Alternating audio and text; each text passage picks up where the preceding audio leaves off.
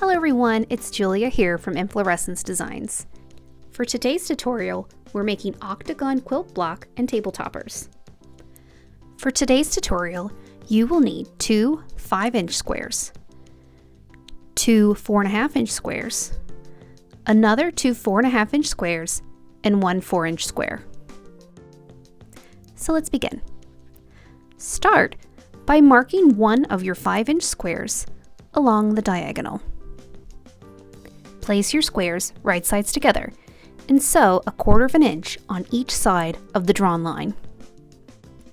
Next, you will need to trim along the drawn line, creating two half-square triangles. Once cut, you will need to press your seams. For this, I chose to press my seams open. It makes the next steps easier.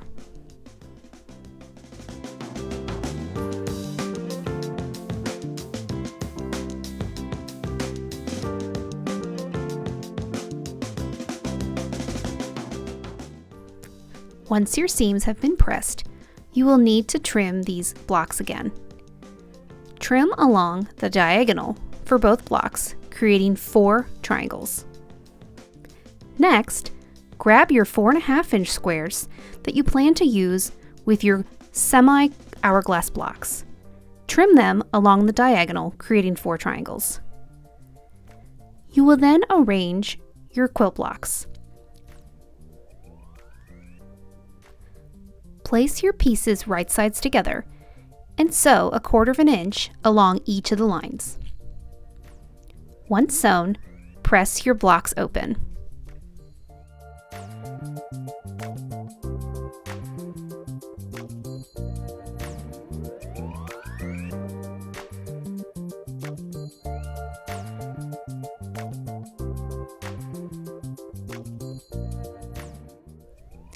Once pressed, you will trim these semi-hourglass blocks to 4 inches square.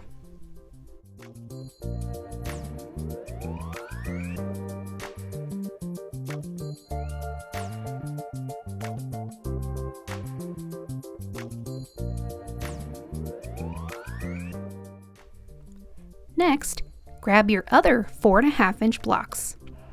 You will cut them along the diagonal as well, creating 4 triangles.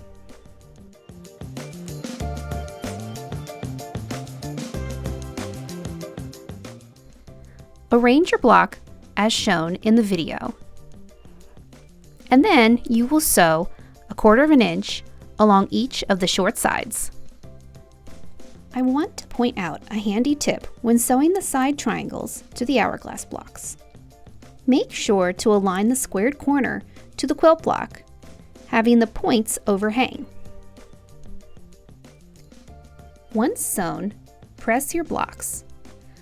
I press the triangles outward and the block with the center square inward. This will allow me to nest my seams in the next step.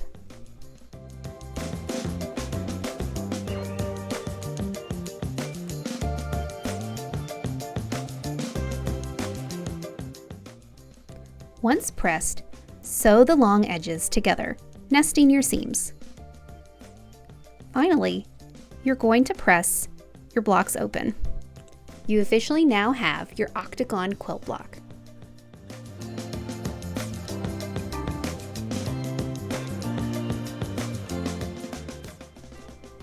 For this tutorial though, we're going to make a table topper. You will need to layer your backing, batting, and quilt block top together. I am using Thermoweb's SpraynBond basting spray to keep my layers together with no pins. Once your layers have been basted, it's time to quilt the block however you choose. Once quilted, you will need to trim off the excess fabric and batting.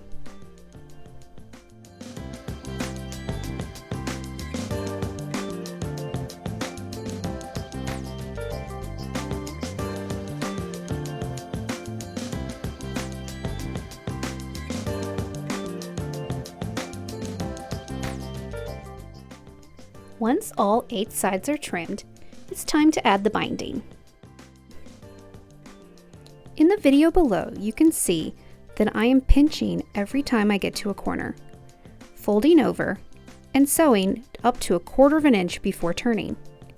Once I turn, I lift my presser foot and push that little corner that I pinched forward. I repeat this process for every corner I come to.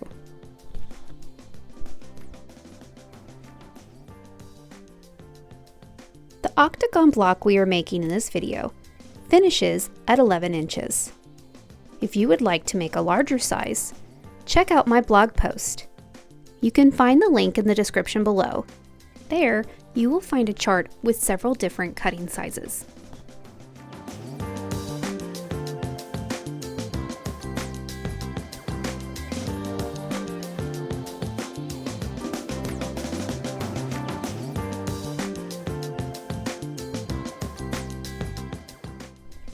Once I make it all the way around, I sew together my 2 binding ends and continue stitching to secure.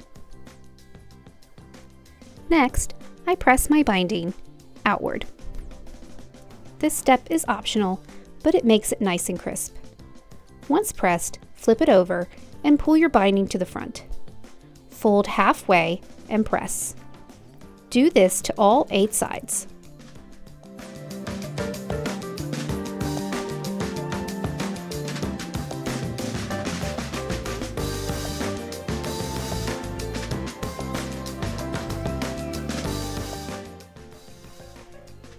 For this project, we're going to do some glue basting.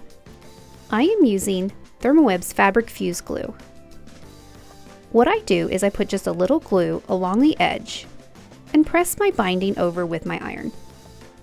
I then add clips to the corners to create the mitered look. I repeat this same process for all 8 sides.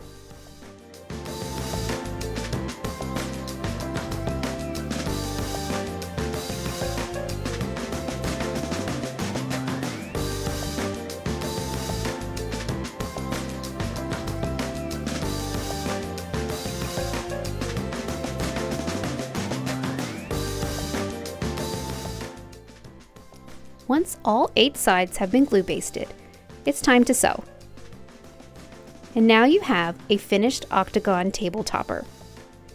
This project is so easy and comes together so quickly. I hope you enjoyed it, and thanks for watching.